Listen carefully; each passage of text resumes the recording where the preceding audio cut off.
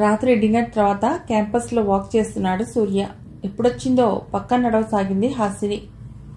ఏయ్, నువ్విలా వచ్చావేమిటి? ఆశ్చర్యపోయాడు సూర్య. నీతో పదే పదే మాట్లాడాలని అనిపిస్తుంది సూర్య, అందుకే నీకోసం వెయిట్ చేస్తున్నాను అంది.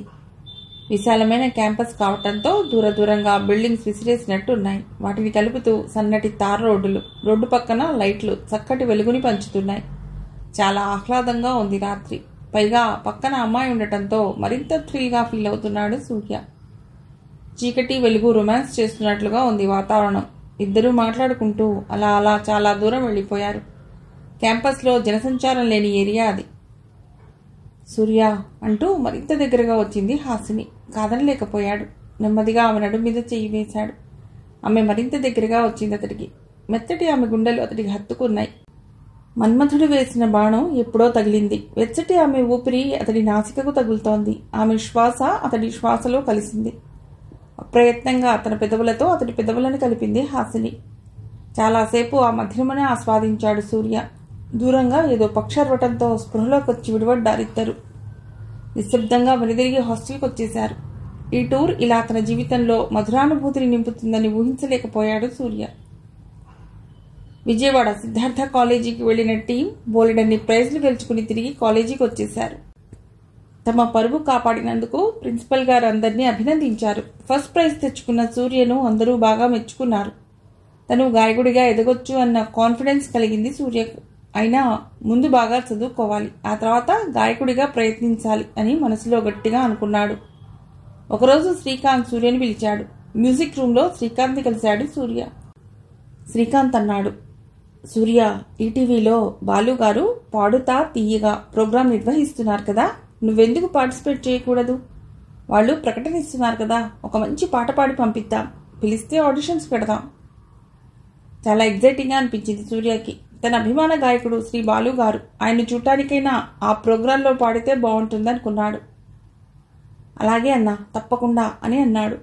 ఆ తర్వాత శ్రీకాంత్ కీబోర్డ్ ప్లే చేయగా సూర్య ఒక మంచి పాట పాడి రికార్డ్ చేశారు. ఆ ట్రాక్ని ఈటీవీ వాళ్ళకి మెయిల్ మరియు వాట్సాప్ చేశారు. కొన్ని రోజుల నిరీక్షణ తర్వాత ఈటీవీ వాళ్ళ నుండి సూర్యకు పిలుపు వచ్చింది, ఆడిషన్స్కి హైదరాబాద్కి రమ్మని. కొండెక్కినంత సంబరపడ్డాడు సూర్య. శ్రీకాంత్ని గట్టిగా కౌగిలించుకున్నాడు. బాలుగారిని కలిసినట్టు, ఆయనతో మాట్లాడుతున్నట్టు ఎన్నో కలలు అప్పుడే కనేయటం మొదలెట్టాడు. బాగా చదువుకుంటూ పాటలు ప్రాక్టీస్ చేస్తూ హాయిగా గడిపేస్తున్నాడు సూర్య. కానీ కాలం ఎప్పుడూ మనిషిని హాయిగా బతకనివ్వదు, ఏదో ఒక సమస్యను సృష్టిస్తుంది. సూర్యకి ఫోన్ వచ్చింది. అతడి తండ్రి ఆరోగ్య పరిస్థితి ఏమాత్రం బాగోలేదని, వెంటనే ఇంటికి రమ్మని. ఆ ఫోన్ సారాంశం. ఆ వార్త వినగానే కన్నీరు మున్నీరయ్యాడు. వెంటనే బస్కి టికెట్ బుక్ చేయించుకుని హుటాహుటిన బయలుదేరాడు. ఊరు చేరేటప్పటికి సాయంత్రం అయింది. ఇంటికెళ్లగానే అతన్ని చూసి తల్లి చెల్లెళ్ళు బౌరమని ఏడుపు లంఘించుకున్నారు. అతడి తండ్రి శంకరం మాత్రం పిచ్చి పిచ్చి చూపులు చూస్తూ ఏదేదో మాట్లాడుతున్నాడు. సూర్యకి పరిస్థితి అర్థం కాలేదు. పార్వతమ్మ అతన్ని పక్కకు తీసుకెళ్లి, బాబు, మీ నాన్నకి మతి చెల్లించింది, మన ఊళ్ళో ఉన్న డాక్టర్కి చూపించాను, ఏవో మందులు ఇచ్చాడు, కానీ పట్నం తీసుకెళ్లి పెద్ద డాక్టర్కి చూపించమని చెప్పాడు, మాకేం చేయాలో తెలియక నీకు చెప్పాం అంది. సడన్గా ఈ సమస్య ఏమిటో అర్థం కాలేదు అతడికి. అంత వయస్సు కూడా అతడికి లేదు కదా. హాయిగా సాగుతున్న నావా సడన్గా తుఫాన్లో చిక్కుకున్నట్టు. అన్నీ బాగానే ఉన్నాయనుకుంటున్న ఈ దశలో ఈ విపత్కరం ఏమిటో అని బాధపడ్డాడు. ఎలాగైనా ఈ సమస్యను పరిష్కరించాలనుకున్నాడు. సరేనమ్మా, మీరేమీ భయపడకండి, అన్నీ చూద్దాం అని ధైర్యం చెప్పాడు. తండ్రి దగ్గరికి వెళ్ళి, నిన్నొచ్చాను కదా నాన్న, నీకేం కాదు అని చేతిని పట్టుకున్నాడు. ఆయన బిత్తర చూపులు చూస్తూ వింతగా నవ్వుతున్నాడు. ఏడుపు తన్నుకొచ్చింది సూర్యకి. అయినా పైకి కనబడనీయకుండా కంట్రోల్ చేసుకున్నాడు. పడుకో నాన్న, పడుకో అని చెప్పి ఆయన్ని నెమ్మదిగా జోకొట్టాడు. విధి అనేది ఎంత బలీయమైనదో, అది మనుషుల్ని ఎలా ఆడిస్తుందో అన్నదానికి ఇంతకంటే ఉదాహరణ అక్కర్లేదు కదా. సిటీ హాస్పిటల్లో శంకరాన్ని పరీక్షించిన డాక్టర్ సూర్యాన్ని పిలిచి, చూడు బాబు, మీ నాన్నగారికి డిప్రెషన్ వల్ల మెంటల్ డిజార్డర్ వచ్చింది. చెప్పటానికి అది చిన్న సమస్యే, కానీ పేషెంట్ని కొంచెం అబ్జర్వేషన్లో ఉంచాలి. ఆయన వెంటనే అడ్మిట్ చేయండి, మెడిసిన్స్ ఇస్తూ కొన్ని రోజులు అబ్జర్వ్ చేద్దాం, సరేనా అని చెప్పాడు. అలాగే సార్, కొంచెం మా నాన్నగారిని తొందరగా బాగు చేయండి సార్ అని వేడుకున్నాడు. ఓకే అని చెప్పి ఒక స్లిప్ మీద అడ్మిషన్ రికమెండెడ్ అని రాసి ఇచ్చాడు. ఆ స్లిప్ తీసుకుని బిల్డింగ్ సెక్షన్కి వెళ్ళి డబ్బులు కట్టి ఫైల్ ఓపెన్ చేయించాడు. తర్వాత వాళ్ళు అలాట్ చేసిన రూమ్కి శంకరాన్ని షిఫ్ట్ చేశారు. ఖరీదైన కార్పొరేట్ హాస్పిటల్ అది. పార్వతమ్మ బంగారం తాకట్టు పెట్టి డబ్బులు తెచ్చింది. డబ్బు చేతిలో ఉంటే ఫెసిలిటీస్కి కొదవే ఉంది. శంకరం ఆ వాతావరణం చూసి నాకేమైంది ఇక్కడికి ఎందుకు వచ్చాం అని తనలో తానే కొనుక్కోసాగాడు. సూర్య, నీకేం కాలేదు నాన్న, చిన్న అనారోగ్యం తగ్గిపోతుంది అని నచ్చజెప్పాడు. పార్వతమ్మ నోట్లో కొంగు కుక్కుని ఎడవసాగింది. అతడి చెల్లెళ్ళిద్దరూ బేలగా చూడసాగారు. సూర్యానికి ఇది ఛాలెంజింగ్ ఫేజ్. ఎలాగైనా తన తండ్రిని మామూలు మనిషిని చెయ్యాలి, ఈ కష్టకాలాన్ని దాటాలి అని బలంగా అనుకున్నాడు. హాస్పిటల్లో క్యాంటీన్ ఉంది కాబట్టి తిండికి పెద్దగా ఇబ్బంది లేదు. శంకరం ఉన్న రూమ్లో ఒక అటెండెంట్కి మాత్రమే అనుమతి ఇచ్చారు. పార్వతమ్మ శంకరం గారితో పాటు రూమ్లో పడుకుంటే సూర్య, అతడి చెల్లెలు రాత్రిపూట బయట కారిడార్లో నేల మీద పడుకునేవారు. మెడిసిన్స్ టైంకి వాడుతూ ఉండటం వల్ల శంకరం గారికి గుణం కనిపించింది. కొంచెం కోలుకున్నారు.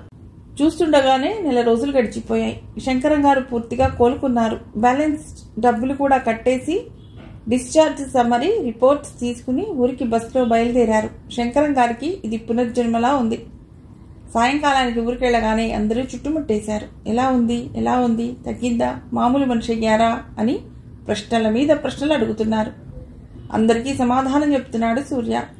ఆ హడావిడి సద్దుమణిగాక ఇల్లంతా సర్దుకుని వంట కార్యక్రమం మొదలెట్టారు. భోజన కార్యక్రమాలయ్యాక శంకరం గారు మందులేసుకుని నిద్రపోయారు. చెల్లెళ్ళిద్దరూ ఏవో కబుర్లు చెప్పుకుంటున్నారు. పార్వతమ్మని అడిగాడు సూర్య. అమ్మా, అసలేం జరిగింది? నాన్న ఎందుకు ఇలా అయిపోయారు? చిన్నగా నిట్టూర్చి చెప్పసాగింది. ఏం చెప్పమంటావు నాయనా, మీ నాన్నగారికి భవిష్యత్తు పట్ల భయం పట్టుకుంది. ఆయన మనస్తత్వం నీకు తెలిసిందే కదా. లేనిపోని సమస్యను ఊహించుకుని భయపడిపోతూ ఉంటారు. నువ్వు చూస్తే ఇంజనీరింగ్ 3వ సంవత్సరంలో ఉన్నావు. మీ నాన్నగారు త్వరలో రిటైర్ అయిపోతారు.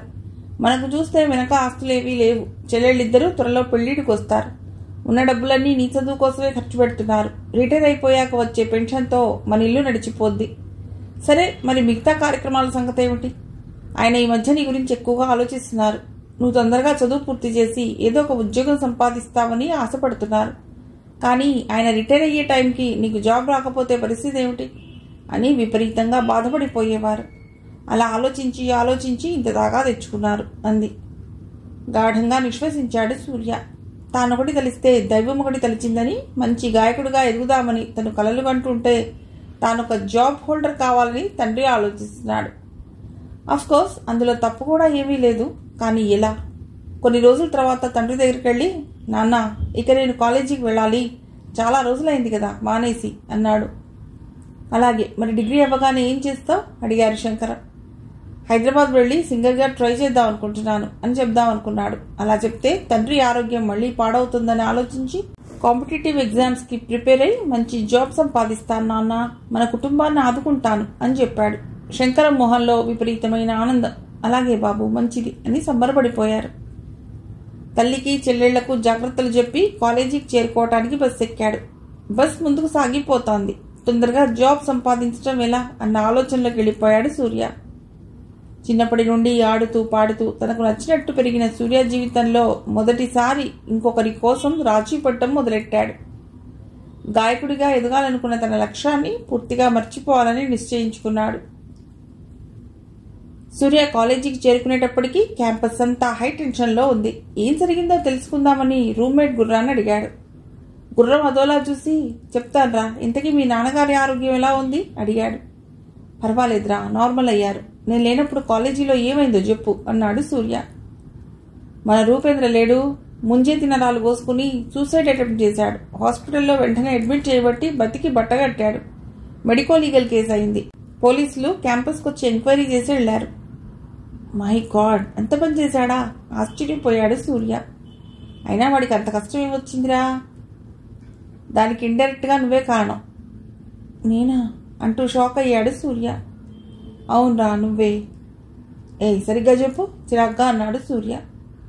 హాసిని నీతో బాగా క్లోజ్ అయ్యాక అతన్ని అవాయిడ్ చేయడం స్టార్ట్ చేసింది. నీ మీద పీకల దాకా కోపం పెంచుకున్నాడు రూపేంద్ర. కానీ నువ్వు కాలేజీలో లేకపోయేసరికి తన మీద కోపం ఎవరి మీద తీర్చుకోవాలో అర్థం కాక కాలు గాలిన పిల్లిలా తిరగటం మొదలెట్టాడు. కానీ తర్వాత ఏమైందో ఇలా సూసైడ్ అటెంప్ట్ చేశాడు. అవునా? అయినా అంత మాత్రం దానికి ఇలా చెయ్యాలా? నేనేమీ హాసిని పెళ్లి చేసుకోలేదుగా.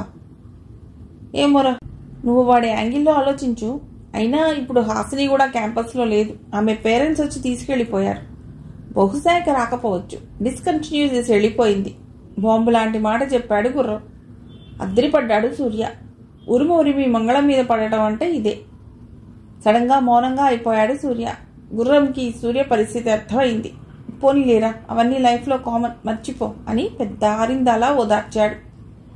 సూర్యకు తన పరిస్థితి చూసి నవ్వొచ్చింది. ఒకవైపు తండ్రి అనారోగ్యం, ఇంకోవైపు హాసిని దూరం అవ్వటం. అన్నిటికంటే ముఖ్యంగా తాను ఎంతో ప్రేమించే సింగింగ్ ఫీల్డ్లో కృషి చేసే అవకాశం లేకపోవటం. మనసు అట్టడుగు పొరల్లో ఆ బాధ గూడుగట్టింది. చాలా రోజులు ఆ బాధ నుండి కోలుకోలేకపోయాడు. కానీ కాలం పెద్ద వైద్యుడు కదా, అతడి మనోగాయాన్ని క్రమంగా అదే మాయం అయ్యేలా చేసింది. సూర్య వాళ్ళ బ్యాచ్ ఫైనల్ ఇయర్కి వచ్చేసింది. క్యాంపస్ ఇంటర్వ్యూలు మొదలయ్యాయి. ఇదేదో సువర్ణావకాశంలా కనిపించింది సూర్యకి. ఎలాగైనా కష్టపడి జాబ్ కొట్టాలని స్థిరంగా నిశ్చయించుకున్నాడు. చాలా కంపెనీలు క్యాంపస్కి వచ్చి ఇంటర్వ్యూలు కండక్ట్ చేస్తున్నాయి. ముందుగా రిటన్ టెస్ట్ పెట్టి అందులో క్వాలిఫై అయిన వాళ్ళకి ఇంటర్వ్యూ చేసి అందులో నుండి కొంతమందిని తీసుకుంటున్నారు. సూర్య మొదటగా వచ్చిన కంపెనీలో రిటన్ టెస్ట్కి సెలెక్ట్ కాలేదు. అయినా నిరాశపడకుండా బాగా ప్రిపేర్ అవ్వసాగాడు. రెండో కంపెనీ క్యాంపస్కి వచ్చి రిటన్ టెస్ట్ పెట్టింది. అందులో సూర్య క్వాలిఫై అయ్యాడు. ఇంటర్వ్యూ తర్వాత రోజని చెప్పారు కంపెనీ వాళ్ళు. ఆ రాత్రి సూర్యకు నిద్ర లేదు. మాటి మాటికి తండ్రి గుర్తుకు రాసాగాడు. ఆయన చేసిన పిచ్చి చేష్టలు గుర్తుకు రాసాగాయి. మనసంతా ముళ్ళు గుచ్చుకుంటున్నట్టు బాధ. అవన్నీ పక్కన పెట్టి విపరీతమైన పట్టుదలతో ప్రిపేర్ అవ్వసాగాడు. అన్ని సబ్జెక్ట్స్ కంప్లీట్ చేసేటప్పటికి తెల్లగా తెల్లవారింది. నిద్ర లేక కళ్ళు మండసాగాయి. ఫ్రెష్ అయి మెస్కెళ్ళి కొంచెం బ్రేక్ఫాస్ట్ తిని ఇంటర్వ్యూకి వెళ్ళాడు. అక్కడ చాలా మంది తన బ్యాచ్మేట్స్ వచ్చి ఉన్నారు. వాళ్ళని చూసి గుండె జారిపోయింది. వాళ్ళ సంగతేమో గానీ తనకు మాత్రం జాబ్ కంపల్సరీ. అదే అతడి ధైర్యాన్ని పెంచింది. తన టర్న్ రాగానే లోపలికి వెళ్ళాడు. చిత్రంగా విపరీతమైన కాన్ఫిడెన్స్ అతడిలో. ప్యానెల్లో ఉన్న మెంబర్స్ అందరూ ఒక్కో సబ్జెక్ట్ నుండి ఎన్నో ప్రశ్నలు అడగసాగారు. ఎలక్ట్రానిక్ సర్క్యూట్స్, రాడార్లు, మైక్రో ప్రాసెసర్స్, కమ్యూనికేషన్స్, ఒక్కటేమిటి అన్ని సబ్జెక్ట్స్ స్పృశించారు. అన్నింటికీ బ్రహ్మాండంగా ఆన్సర్ చెప్పాడు సూర్య. ప్యానెల్ మొత్తం బాగా సంతృప్తి పడ్డట్టు కనిపించారు. ఇంటర్వ్యూ పూర్తయి వచ్చేస్తుంటే సూర్య ఆల్ ది బెస్ట్ అని చెప్పాడు బోర్డ్ చైర్మన్. అదొక పాజిటివ్ సైన్లా అనిపించింది సూర్యకి. మనసంతా గమ్మత్తైన అనుభూతి. తర్వాతి రోజు సెలెక్టెడ్ క్యాండిడేట్స్ లిస్ట్ని అనౌన్స్ చేశారు కంపెనీ వాళ్ళు. సూర్యతో పాటు మరో 2 సెలెక్ట్ అయ్యారు. ఆ వార్త వినగానే గాల్లో తేలిపోయినట్టు ఫీల్ అయ్యాడు సూర్య. హైదరాబాద్లో ఉన్న ఆ కంపెనీకి సెలెక్ట్ అవ్వటం ఒక గొప్ప అచీవ్మెంట్లా భావించాడు సూర్య. ఈ వార్త తన తల్లిదండ్రులకు చెప్పాలని, వాళ్ళ కళ్లల్లో ఆనందాన్ని చూడాలని అనిపించి వెంటనే ఊరు బయలుదేరాడు. లాస్ట్ బస్ పట్టుకుని ఊరికి చేరుకున్నాడు సూర్య. రాత్రి 11 అయింది. ఊరు మంచి నిద్రలో ఉంది. కుక్కలు మురుగుతున్నాయి. ఇంటి తలుపు కొట్టగానే గాఢ నిద్రలో ఉన్న పార్వతమ్మ ఎవరబ్బా ఈ టైంలో అనుకుంటూ తలుపు తీసింది. సూర్యని చూసి ఆశ్చర్యపోయింది. బాగున్నారా అమ్మా అంటూ లోపలికి వచ్చాడు. బాగున్నాన్రా, ఈ టైంలో వచ్చావేట్రా, కొంచెం ముందు బయలుదేరలేకపోయావా అంటూ అతడికి భోజనం ఏర్పాట్లు చేయసాగింది. మిమ్మల్ని చూడాలనిపించిందమ్మా, అందుకే వెంటనే బయలుదేరాను అని చెప్పాడు. సరే ముందు భోంచేయి అని కంచం పెట్టి అన్నం కూర వడ్డించింది. నెమ్మదిగా భోంచేస్తూ అమ్మా మీకు విషయం చెప్పాలి, నాకు ఉద్యోగం వచ్చిందమ్మా అన్నాడు. ఆమె సంభ్రమాశ్చర్యానికి లోనైంది. ఎంత మంచి వార్త చెప్పావురా అని కొడుకు తల మీద చేయి వేసి నిమిరింది. అయినా నీ చదువు ఇంకా అవ్వలేదు కదరా, ఉద్యోగం ఎలా వచ్చింది అంది. ఇప్పుడు అలాగే వస్తున్నాయమ్మా, క్యాంపస్ జాబ్స్ అంటారు. సరే ఏదో ఒకటి, మీ నాన్నగారి ఆందోళన తగ్గుతుంది. ఆ భగవంతుడే మన పరిస్థితి చూసి ఇలా సాయం చేశాడేమో అంది. తిన్నాక నిద్రపోయాడు సూర్య. తెల్లారింది. పార్వతమ్మ టీ తెచ్చి సూర్యాని లేపింది. వాకింగ్ నుండి వచ్చిన శేఖరం గారు, లేచావా నాన్న, కంగ్రాచులేషన్స్ అన్నారు. థ్యాంక్ యూ నాన్న అని టీ సిప్ చేసాగాడు సూర్య. ఆ ఇంట్లో చాలా కాలం తర్వాత ఆనందం తాడవించింది. పండగ వాతావరణం నెలకొంది. 2 రోజుల పాటు ఆ ఆనందాన్ని అనుభవించి తిరుగు ప్రయాణమై కాలేజీకి వచ్చేశాడు సూర్య. జీవితంలో కొన్ని ఊహించని విజయాలు చాలా కిక్కిస్తాయని తెలుసుకున్నాడు. ఫైనల్ ఇయర్ ఎగ్జామ్స్ ఆడుతూ పాడుతూ రాసేశాడు సూర్య. డిగ్రీ పూర్తయింది. సర్టిఫికేట్ తీసుకుని ఉన్నపాటి లగేజ్ సర్దుకుని జాబ్లో జాయిన్ అవ్వటానికి హైదరాబాద్ వెళ్లే ట్రైన్ ఎక్కాడు. అతడితో పాటు సెండ్ ఆఫ్ ఇవ్వటానికి వచ్చాడు గుర్రం. ట్రైన్ కదులుతుండగా బాయ్ చెబుతూ, ఒరే సూర్య, నువ్వు చాలా పెద్ద పొజిషన్కి వెళ్లాలరా, ఆల్ ది బెస్ట్ అని చేతిని ఊపుతూ కనుమరుగయ్యాడు గుర్రం. వెళ్ల నిండా నీళ్లతో మసకబారిపోయాడు గుర్రం. ట్రైన్ వేగం పుంజుకుంది. సూర్యానికి మరో కొత్త జీవితాన్ని పరిచయం చేయాలన్న కోరికతో. ఆ విధంగా హైదరాబాద్కు వచ్చి పడ్డాడు సూర్య. ఆఫీస్లో సిస్టమ్ ముందు కూర్చుని పనిచేసుకుంటున్నాడు సూర్య. అతడి మనసు పరిపరి విధాలా ఆలోచించసాగింది. బయట నుండి చూసే వాళ్ళకి అతడి జీవితం అందంగా అద్భుతంగా కనబడుతుంది. కానీ లోపల దాగున్న నిస్పృహ అతడికి మాత్రమే తెలుసు.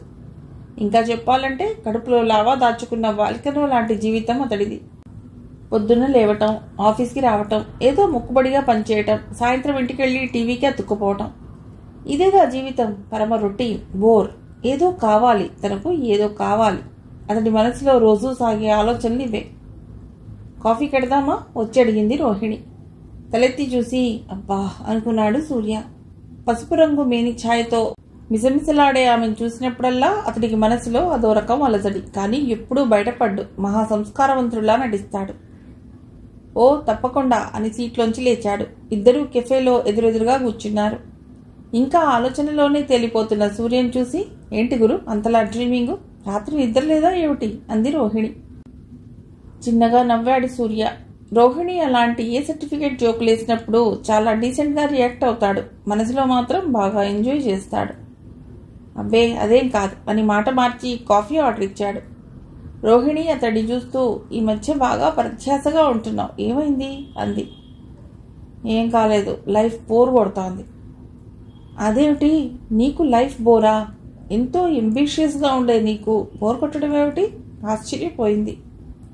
ఏం చెప్పమంటావు, నాదొక బాధ, అది నీకు అర్థం కాదులే అని మాట మార్చాడు. కాఫీ తాగడం పూర్తయింది. ఇట్స్ ఓకే అంటూ లేచింది రోహిణి. తర్వాత ఇద్దరూ ఆఫీస్లోకి వచ్చి పనిలో మునిగిపోయారు. సాయంకాలం అయింది. ఇంటికి చేరుకున్నాడు సూర్య. ట్రాఫిక్లో పడి రావడంతో కొంచెం చిరాగ్గా ఉన్నాడు. రాగానే చింటూ తగులుకున్నాడు. డాడీ ఈరోజు మా స్కూల్లో అంటూ ఏదో చెప్తున్నాడు. పొరపో అని విసుక్కున్నాడు సూర్య. వాడు మొహం చిన్నబుచ్చుకుని దూరంగా వెళ్ళిపోయాడు. ఇదంతా వంటగదిలో నుండి గమనిస్తోంది సీత. కాఫీ కప్పుతో హాల్లోకి వచ్చి భర్త ముందు నిలబడింది. కాఫీ తాగండి అని కప్పు అందించింది. సీతను చూడగానే అతడి ఫ్రస్ట్రేషన్ పీక్స్కి చేరుకుంది. చెదిరిన జుట్టు, జిడ్డోడుతున్న మొహంతో అదోలా ఉంది సీత. సరే అక్కడ పెట్టు, తాగుతాను అని సోఫాలో వెనక్కు వాలాడు. చిన్నగా నిట్టూర్చి వంటగదిలోకి వెళ్ళిపోయింది సీత. అలా ఎంతసేపు ఉన్నాడో కానీ నెమ్మదిగా కళ్ళు తెరిచి చల్లారిన కాఫీని ఒక్క గుక్కలో తాగి ఫ్రెష్ అప్ అవ్వటానికి లేచాడు.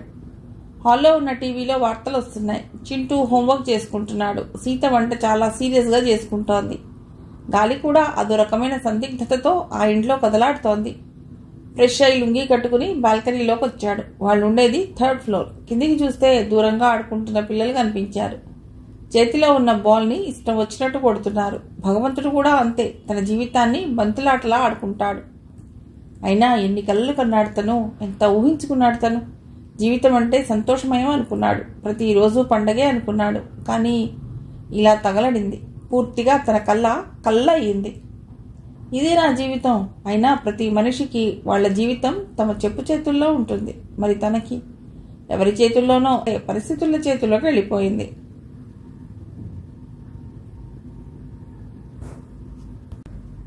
చిన్నగా నిట్టూర్చాడు. చీకటి బాగా అలుముకుంటోంది. అతడి మనసులో కూడా చీకటే. ఎంతసేపు అయిందో తెలియదు. రండి భోంచేదురు గాని సీత పిలవటంతో తేరుకుని డైనింగ్ టేబుల్ ముందు కూర్చున్నాడు. అన్నీ ఆమెకు నచ్చిన వంటకాలే. నిశ్శబ్దంగా భోజనం ముగించాడు. తర్వాత ఏదో బుక్ తీసుకుని బెడ్ మీద వాలిపోయాడు. చింటూ అప్పటికే గాఢ నిద్రలో ఉన్నాడు. కిచెన్ పనులన్నీ ముగించుకుని సీత వచ్చి అతని పక్కన పడుకుంది. నెమ్మదిగా ఆమె మీద చేతులు వేశాడు. అబ్బా నిద్రొస్తోందండి, పడుకోనివ్వండి అంటూ చేతిని పక్కకు తోసేసింది. ఇటు తిరిగి గోడ మీదున్న గడియారం వైపు చూశాడు. ఎవరినీ పట్టించుకోకుండా అది తన పని తాను చేసుకుపోతోంది. నెమ్మదిగా అసంతృప్తిగా కలత నిద్రలోకి జారుకున్నాడు సూర్య. పొద్దుపోయింది. సీత వంటగదిలో బిజీగా ఉంది. నెమ్మదిగా బెడ్ మీద నుండి లేచి వాష్రూమ్కి వెళ్ళాడు. బయటకు వచ్చాక చింటూని లేపాడు. వాడికి బ్రష్ చేయించి పాలు తాగించాడు. తర్వాత వాడి స్కూల్కి రెడీ చేశాడు. సీత మొత్తం బాక్స్లన్నీ అప్పటికే సర్ది పెట్టింది. సూర్య కూడా రెడీ బ్రేక్ఫాస్ట్ చేసి బైక్ బయటకు తీశాడు. చింటూ అతడి వెనక కూర్చుని మమ్మీ బాయ్ అని చెప్పి చెయ్యూపి తండ్రిని గట్టిగా పట్టుకున్నాడు. హెల్మెట్ పెట్టుకుని బండిని రైమని దూకించాడు సూర్య. ఆఫీస్ పెడుతూ చింటూని స్కూల్లో దింపుతాడతడు. మైక్రో సొల్యూషన్స్ సాఫ్ట్వేర్ కంపెనీ హైదరాబాద్లో హైటెక్ టవర్స్లో ఉంది. లిఫ్ట్లో పైకెళ్ళి తన క్యూబికల్లో సెటిల్ అయ్యాడు సూర్య. సిస్టమ్ ఓపెన్ చేసి మెయిల్స్ చెక్ చేశాడు. అప్పటికే టాస్క్లు అసైన్ చేశాడు ప్రాజెక్ట్ లీడర్. నెమ్మదిగా పనిలో మునిగిపోయాడు సూర్య. మధ్య మధ్యలో రాత్రి వచ్చిన పీడకలలు గుర్తుకు రాసాగాయి. వాటిని పక్కకు నెట్టి పని మీద దృష్టి పెట్టసాగాడు. ఏమిటి మహా సీరియస్గా ఉన్నారు ఈరోజు? నవ్వుతూ వచ్చింది రోహిణి. అదేం లేదు, నార్మల్గానే ఉన్నాను నవ్వేశాడు సూర్య. సరే మళ్ళీ వస్తా అని వెళ్ళిపోయింది రోహిణి. నిశ్శబ్దంగా పని చేసుకోసాగాడు. ఏయ్ సూర్యారా, కాఫీకి పెడదాం పిలిచాడు కొలీగ్ శేఖర్. సరే పద, రోహిణిని కూడా పిలుద్దామా అన్నాడు సూర్య. వద్దు గురు, నీకు కొన్ని విషయాలు చెప్పాలి అన్నాడు శేఖర్. ఇద్దరూ కదిలారు. శేఖర్ సూర్యకి కొంచెం జూనియర్, కానీ ఇద్దరు మంచి ఫ్రెండ్లీగా ఉంటారు. కాఫీ తీసుకుని కూర్చున్నాక చెప్పు, ఏదో చెప్తానన్నావు అన్నాడు సూర్య. చిన్నగా నవ్వాడు శేఖర్. రాత్రి మంచి ఫిగర్ని తెచ్చుకున్నాం గురు, 10,000 ఒక నైట్కి, మస్తుంది, ఫుల్ ఎంజాయ్ చేశా అన్నాడు. అసూయగా చూశాడు సూర్య. శేఖర్ అన్నాడు, నువ్వు కూడా అప్పుడప్పుడు రావచ్చు కదా, ఎంజాయ్ చేయొచ్చు అని. చిన్నగా నిట్టూర్చాడు సూర్య. నా బతుకు అంత సీన్ లేదులే, నువ్వు పండగ చేయి అని చిన్నగా నవ్వాడు. సరే నీ ఇష్టం బాస్, కానీ ఎప్పుడు కావాలన్నా చెప్పు, అరేంజ్ చేస్తాను హామీ ఇచ్చాడు శేఖర్. కాఫీ తాగటం పూర్తయ్యాక సీట్కి వచ్చేసారు ఇద్దరు. వాళ్ళనే గమనించసాగింది రోహిణి. సీత భర్త పిల్లలు వెళ్ళగానే కప్పు కాఫీ తాగి టీవీ ముందు కూర్చుంది. ఇంతలో పనమ్మాయి చిట్టమ్మ వచ్చింది. అమ్మగారు, టీవీలో ఆడే నా మొగుడు సీరియల్ వస్తాంది పెట్టండి అని అడిగింది. ఇప్పుడేగా వచ్చావు, రాగానే నీకు సీరియలా అని విసుక్కుంటూనే పెట్టింది సీత. తర్వాత ఒక కప్పులో కాఫీ పోసి చిట్టెమ్మకి ఇచ్చింది. పరమానందంగా టీవీ చూస్తూ కాఫీ తాగింది చిట్టెమ్మ. తర్వాత నిదానంగా డ్యూటీ ఎక్కింది. చిట్టెమ్మ అంట్లు తోముతూ, అమ్మగారు, ఆ రాణమ్మ మొగుడు దేనో తగులుకున్నాట అని మొదలెట్టింది. రాగానే చుట్టూ ఇళ్లలో జరుగుతున్న విషయాలని సీత చెవిలో ఊదేస్తుంది చిట్టమ్మ. సీతకు కూడా ఆ కబుర్లంటే ఇష్టమే, అడిగి మరీ చెప్పించుకుంటుంటుంది. ఇల్లు దాటే అవకాశం తక్కువగా ఉన్న ఆమెకి ఇలాంటి లోకాభిరామాయణం చాలా ఇష్టం. పైగా ఇవన్నీ వింటేనే తనకు లోకజ్ఞానం పెరుగుతుందని ఆమె గట్టి నమ్మకం. అవునా, మరి రాణి ఏమీ అనటం లేదా ఆరా తీసింది సీత. ఎందుకనదమ్మా, మొగుడి 4 దన్ని బయటకు తగిలేసింది. ఆ సారి ఇప్పుడు దాని దగ్గరే ఉంటున్నా అట్ట హుషారుగా చెప్పింది చిట్టమ్మ.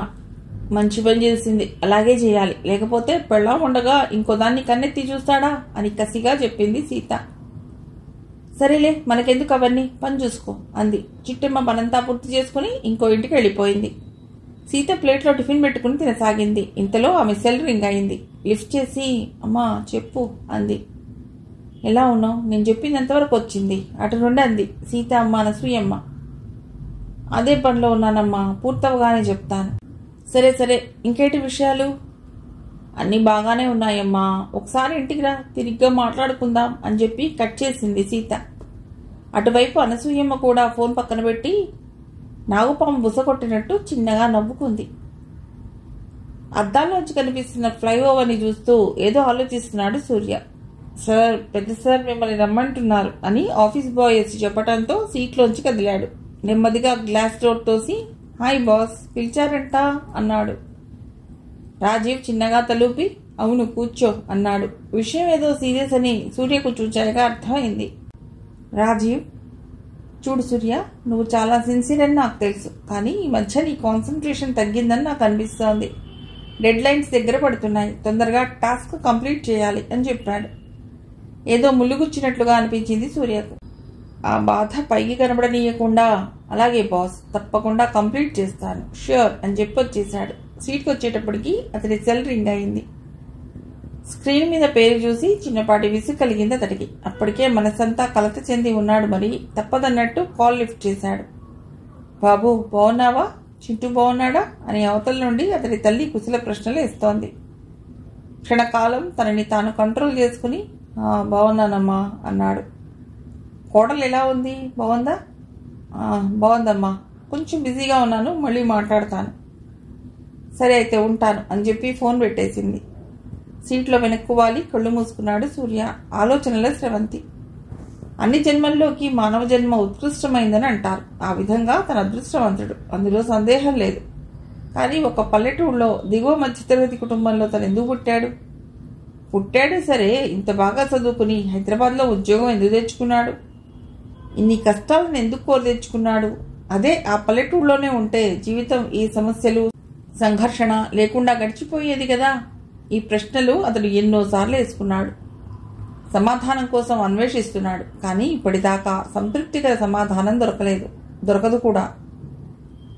లంచ్ తర్వాత సిన్సియర్గా ఆఫీస్ వర్క్ చేసుకుంటున్నాడు సూర్య. అతడి కొలీగ్ రవి నెమ్మదిగా వచ్చి, సూర్య నీతో మాట్లాడాలి కొంచెం అన్నాడు. ఇప్పుడు కొంచెం బిజీగా ఉన్నాను, టీ బ్రేక్లో నేనే నిన్ను పిలుస్తాను అని చెప్పి సిస్టంలో తలదూర్చాడు. అలాగే అని వెళ్ళిపోయాడు రవి. రవిని చూస్తే సూర్యకు భయం. లాస్ట్ ఇయర్ రవి పెళ్ళయింది. కొంతకాలం భార్యతో బాగానే ఉన్నాడు. ఈ మధ్య వాళ్ళిద్దరికీ సరిగ్గా పట్టం లేదని ఆఫీస్లో రూమర్. బహుశా ఆ విషయం ఏదో మాట్లాడదామనే వచ్చుంటాడు. తనే ఈ విషయంలో డిస్టర్బ్డ్గా ఉన్నాడు.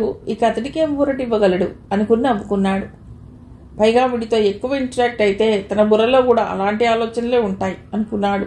పనిలో పడి చూసుకోలేదు కానీ టీ టైం అయింది. రవి మళ్ళీ వచ్చాడు. సరే పద అని లేచాడు సూర్య. టీ కప్పులు తెచ్చుకుని ఎదురెదురుగా కూర్చున్నారు. చెప్పు అన్నాడు సూర్య కొద్దిగా సందేహిస్తూ.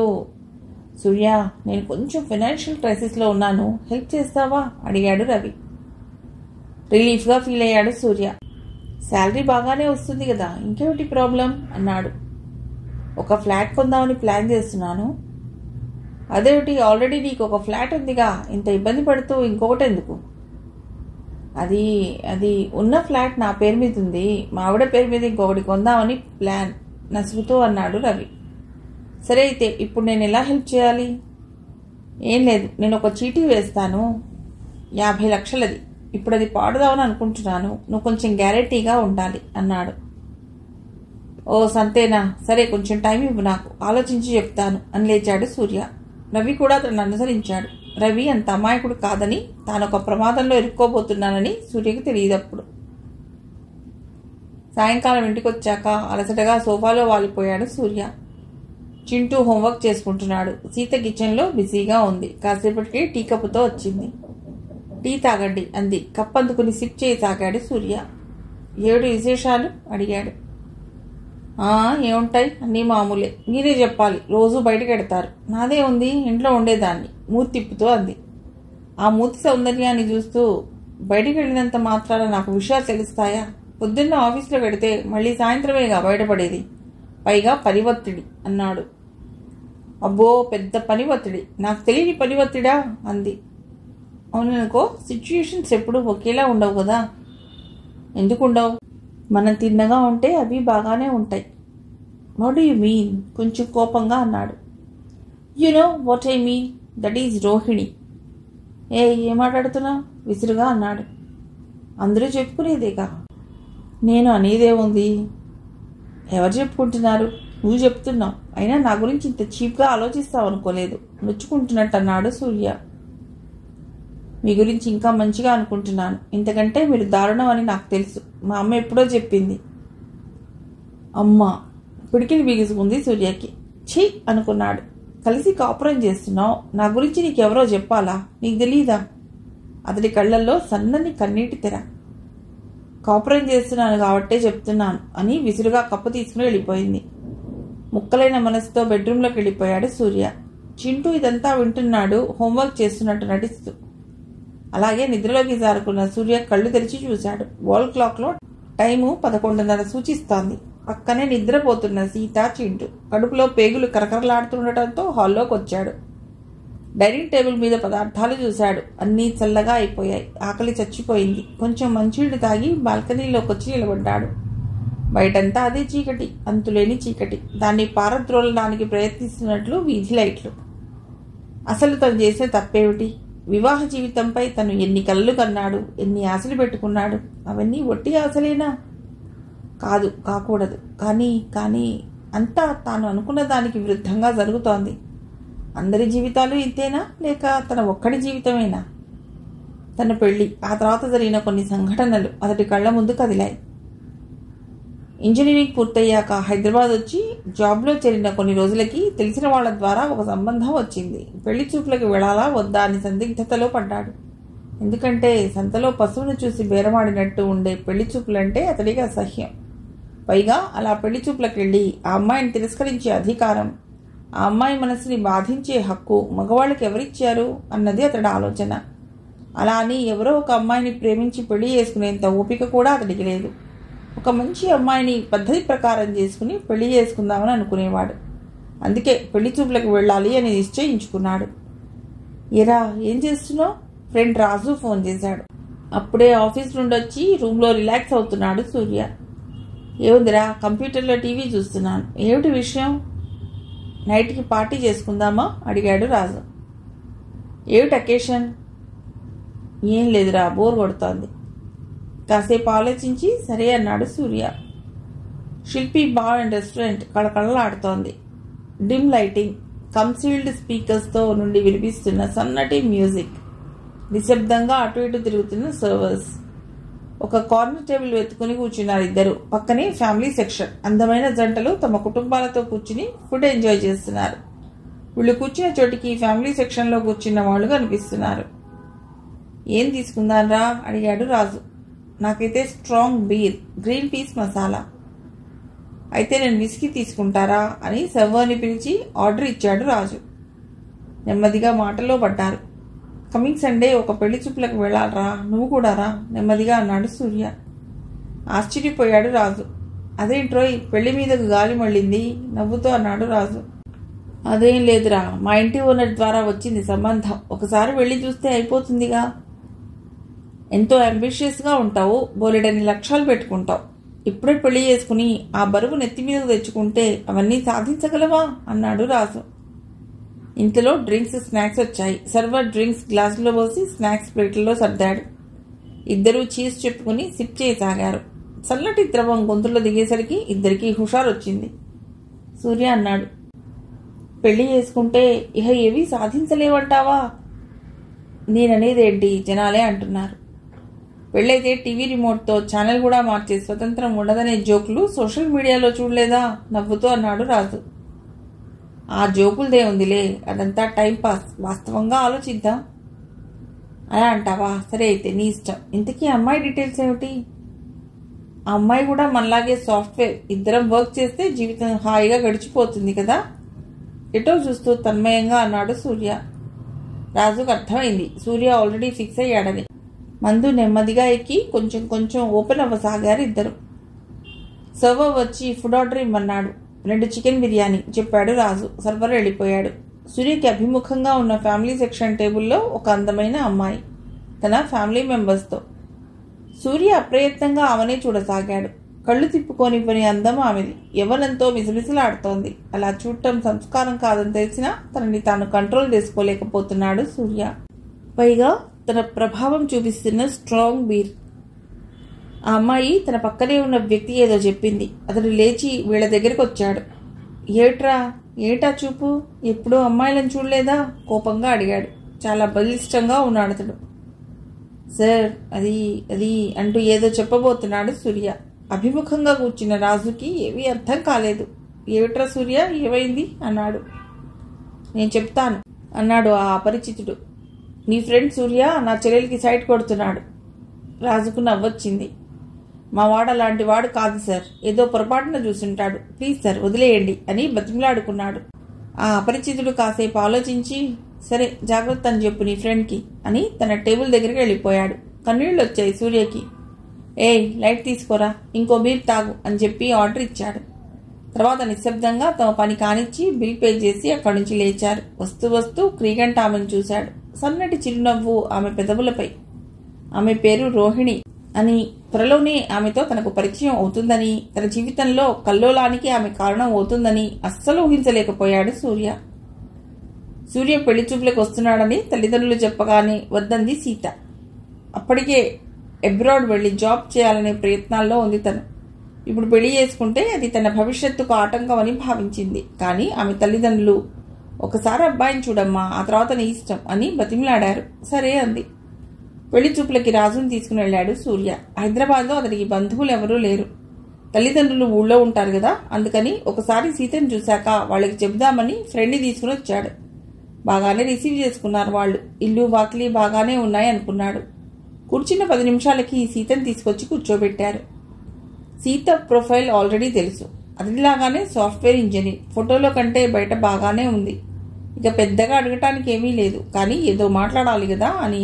ఎలా ఉంటుంది మీ జాబ్ అని అడిగాడు సూర్య. నెమ్మదిగా తలెత్తి ఇట్స్ ఓకే, బాగానే ఉంటుంది, నాట్ సో మచ్ ప్రెషర్ అంది సీత. ఇంతలో ఆమె తల్లి అందుకుంది. చిన్నప్పటి నుండి చదువులో ఫస్ట్ బాబు మా అమ్మాయి, బాగా చదువుకుంది, డిగ్రీ అవ్వగానే జాబ్ తెచ్చుకుంది అని నవ్వుతూ చెప్పింది. పక్కనే ఉన్న ఆమె తండ్రి అవునవును అవునవును అంటూ తలాడించాడు. ఆ ఇంటి పరిస్థితి రాజుకి సూర్యకి బాగా అర్థమైంది. సూర్య అన్నాడు, సరేనండి, మా అమ్మా నాన్నను కూడా ఒకసారి రమ్మంటాను, వాళ్ళు కూడా చూశాక నా అభిప్రాయం చెప్తాను అంటూ లేచాడు. నమస్తే చెప్పి అక్కడి నుంచి బయటపడ్డారు ఇద్దరు. ఎలా ఉందిరా అమ్మాయి అడిగాడు సూర్య. పర్వాలేదురా, బాగానే ఉంది, పైగా వర్కింగ్ కాబట్టి నీకు కూడా హెల్పింగ్గా ఉంటుంది చెప్పాడు రాజు. సూర్య మనసులో కూడా అదే అభిప్రాయం ఉంది, కానీ బయటపడలేదు. సరేరా, ఒకసారి మా పేరెంట్స్ని పిలుస్తాను, వాళ్ళు కూడా చూడాలి కదా అన్నాడు.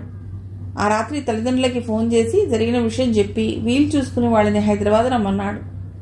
ఆ తర్వాతి వారమే హైదరాబాద్ వచ్చారు సూర్య తల్లిదండ్రులు. సీత ఇంటికి ఆమెను చూడటానికి అందరూ వెళ్లారు. సూర్య తల్లిదండ్రులకు కూడా సీత బాగా నచ్చింది. సూర్య తల్లి, అమ్మాయి మనలో కలిసిపోయేలా చాలా చక్కగా ఉందిరా అని తన ఆనందాన్ని వ్యక్తపరిచింది. అతడి తండ్రి మాత్రం అవునవును అవునవును అని తలాడించాడు. అది చూసి సీత తండ్రి చాలా పొంగిపోయాడు, తనకో జోడీ దొరికాడని. సీత తల్లి మాత్రం ఎందుకో అసహనంగా ఉంది. కట్న కానుకల విషయం మాట్లాడదామని ప్రారంభించారు.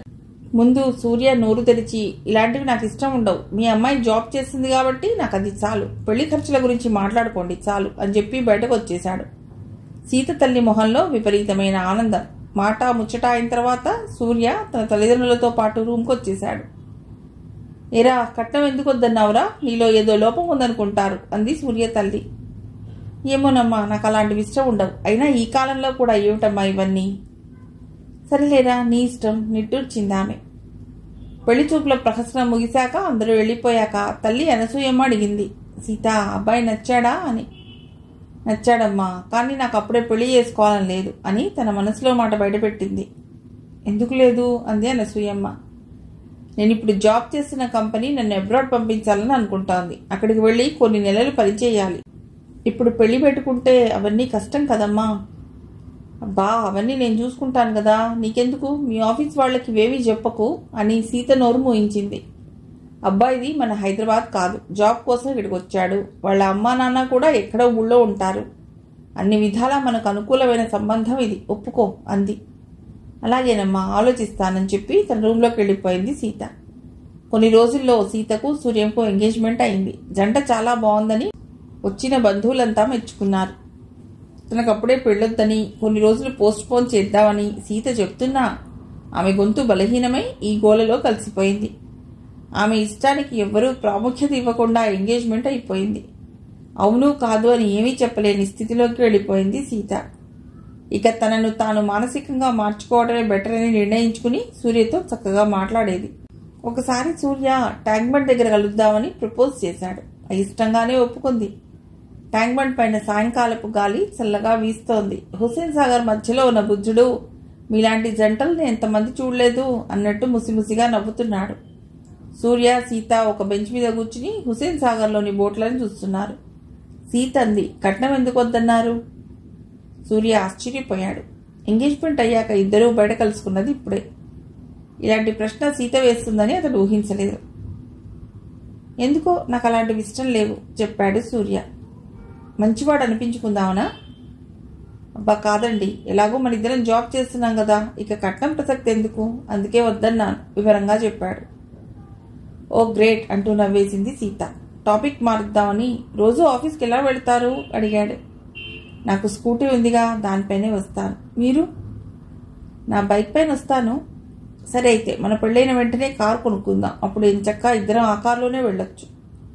వెరీ గుడ్, మంచి ఐడియా, కానీ ముందు ఇల్లు కొనుక్కుంటే మంచిదేమో.